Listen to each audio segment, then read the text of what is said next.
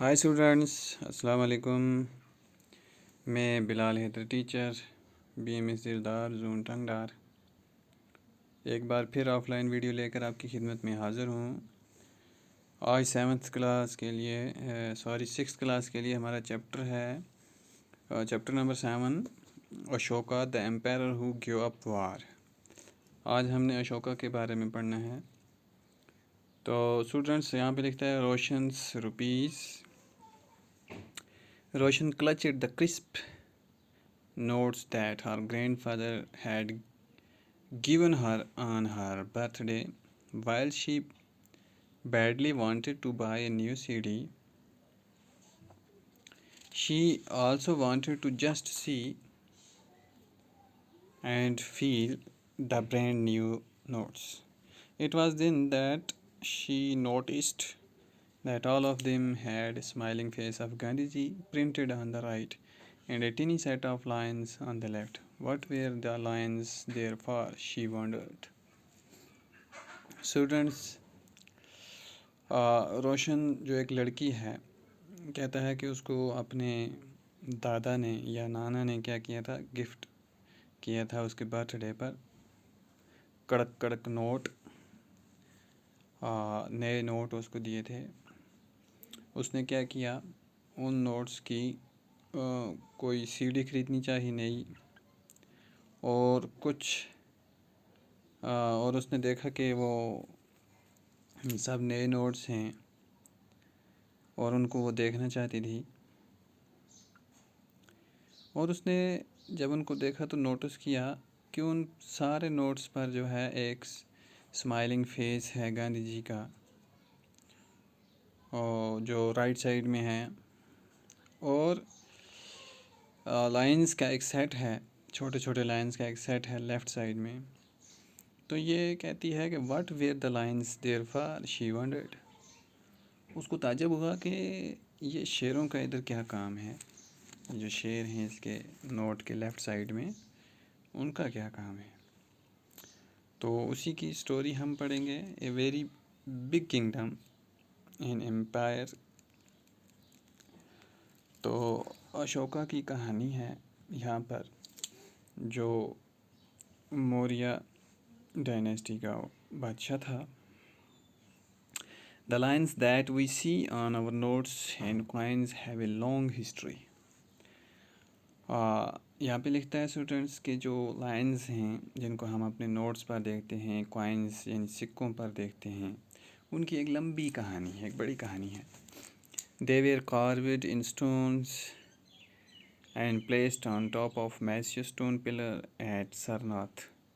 इनको कार्व किया था स्टोन्स में, ठीक,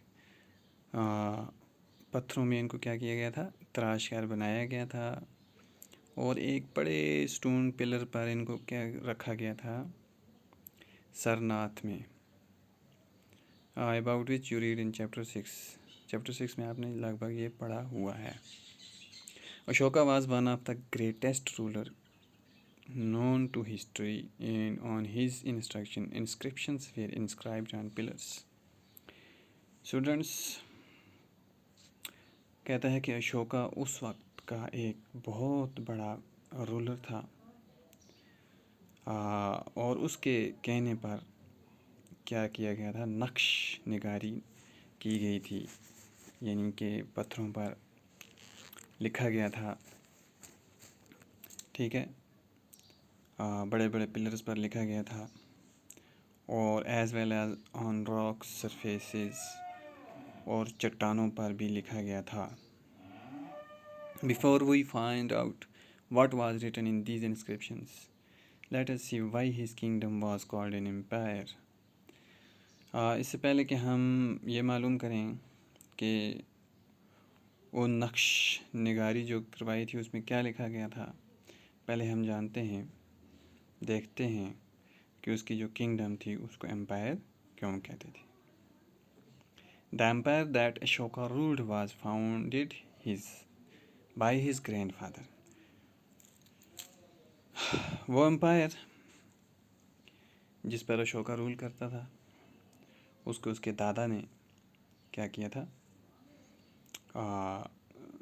यानी कि उसका जो बानी था, फाउंडर था, वो उसका दादा था, जिसका नाम था चंद्रगुप्त मौर्य, जो लगभग 2300 साल पहले उसने उसकी बुनियाद रखी थी अपनी किंगडम की। Chandragupta was supported by a wise man named Chanakya और कौटिल्य। चंद्रगुप्ता जो था उसको कौन सपोर्ट करता था? एक वाइज मैन जिसका नाम था Chanakya. Many of Chanakya's ideas were written down in a book called the अर्थशास्त्र।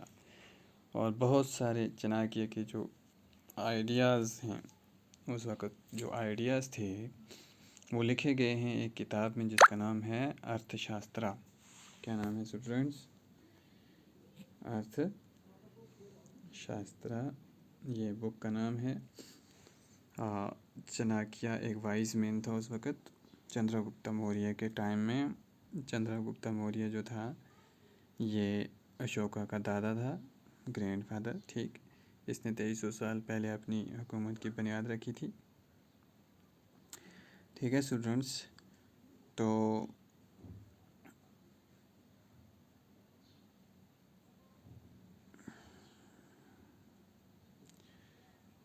स्टूडेंट्स ये जो था हमने अशोका के बारे में जो पढ़ा, तो आगे लिखता है there were several cities in the empire marked with black dots on the map.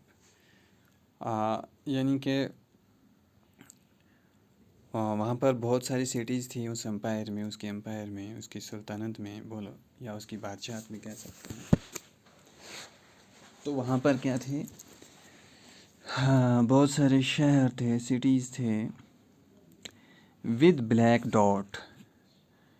यहाँ पर आपको मैं दिखाता चलूँ, आप अपनी बुक पर देख सकते हैं, पेज नंबर 68 है स्टूडेंट्स। ब्लैक डॉट्स में आपको वहाँ पे मिलेगा टैक्सीला एक, और दूसरा मिलेगा उज्जैन। ये है उज्जैन, आप अपनी उस पर बुक पर भी देख सकते हो स्टूडेंट्स। ये है टैक्सीला, ये तो ये जो है ब्लैक में है। अभी आपको सब यहाँ पे ब्लैक देख रहे हैं, लेकिन ये ब्लैक नहीं है, ये ब्राउन फॉन्ट में है, बाकी सब ये। तो आप बुक पर अच्छी तरह देखें, जो वहाँ पे ब्लैक है वो है एक टैक्सीला और उज्जैन। यहाँ पे ब्लैक इसलिए आया है क्योंकि ये मैंने स्कैन किया हुआ है। तो these included the capital Pataliputra, Taxila and Ujjain. Pataliputra students ये है, ये आप उसमें देख सकते हैं। तो ये ब्लैक डॉट्स किस किस पर थे? पटालीपुत्रा, टैक्सीला और उज्जैन पर। ठीक, Taxila was a gateway to the north west. Taxila क्या था उस वक्त? गेट वे था नॉर्थ वेस्ट का। ठीक, including central Asia, while Ujjain lay on the route from north to south India. जबकि उज्जैन जो था वो एक रूट था, रास्ता था, कहाँ से कहाँ तक? नॉर्थ टू साउथ इंडिया था। Merchants, officials and craft persons probably lived in these cities. Merchants, officials और craft persons जो थे वो किस में रहते थे? cities में। ठीक, in other areas there were villages of farmers। और दूसरे एरियाज़ में कौन रहता था? गांव जो थे, दूसरे एरियाज़ में जो गांव थे वो फार्मर्स के गांव थे, एंड हर्डर्स, और हर्डर्स के आप जानते हैं किसान और मवेशी पालने वाले लोग, मालदार लोग, माल रखने वाले लोग। In some areas such as central India, कुछ एरियाज़ में जैसे central India, there were forests. Central India में क्या थे? फॉरेस्ट थे, जंगलात थे। Where people gathered forest produce and hunted animals for food. जहाँ पर क्या करते थे लोग? इकट्ठा करते थे कुछ फॉरेस्ट प्रोड्यूस, यानी कि जंगली सब्जियां, मानो जैसे आज हम जंगल से क्या लाते हैं, गुच्छियाँ लाते हैं, लुब्बड़ लाते हैं, कंडोर, कुंजी, ये जो सब जंगली सब्जियां हैं। या जैसे शिकारी जाते हैं वो क्या करते हैं, कोंक शिकार करते हैं, या रोज़ को शिकार करते हैं, हिरन वगैरह, या कुछ और भी जो जंगल में एनिमल्स खाने के काबिल होंगे, तो उनको क्या करते हैं, शिकार करके लाते हैं। तो उस वक़्त भी ये लोग क्या करते थे, जंगल की सब्जियां और जंगली जानवरों को शिकार करके लाते थे, किसके लिए, अपने खाने के लिए। People in different parts of the empire spoke different languages.